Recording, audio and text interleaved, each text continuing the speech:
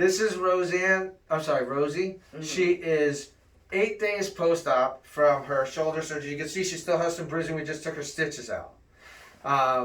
She had a subscap tear that had to be repaired, a supraspinatus tear that had to be repaired. Her biceps was partially torn. We tenodesed it with a suprapec tenodesis and a 7mm swivel lock.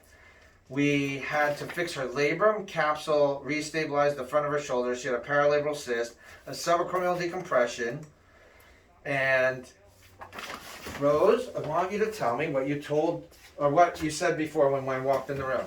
How, as far as the pain goes, how was your pain? Right now, 0. I had really no pain the whole time. I just had stiffness, soreness. And where it's bruised, it's probably a little sore at times, right? But as far as pain, no. Have you had to take, so I'm going to show you what her range of motion is, and this is all about balancing the capsule, especially the interval, the paralabral cyst I had applied, Kate. We had a 2-stitch repair of the subscap and a modified speed fix with 3 sutures draped across the top as a transossous suture bridge, plus the biceps tenodesis, which is 7mm swivel lock, plus a 4.75 swivel lock in the subscap, plus a subacromial decompression, which we shaved the bone. So almost everything you need to do on the shoulder, she had. So have you taken any narcotic medication or anything? Only maybe the first day or 2 at night. Okay. Only because of the soreness, but it wasn't pain. Okay. Have you had any friends who had this surgery by Yes. chance?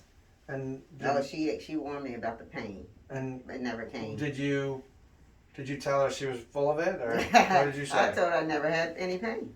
And still Do me a don't. favor. You showed me before you accidentally did something you're not really supposed to, but Yeah. because I'm here, I'm gonna let you reach for that.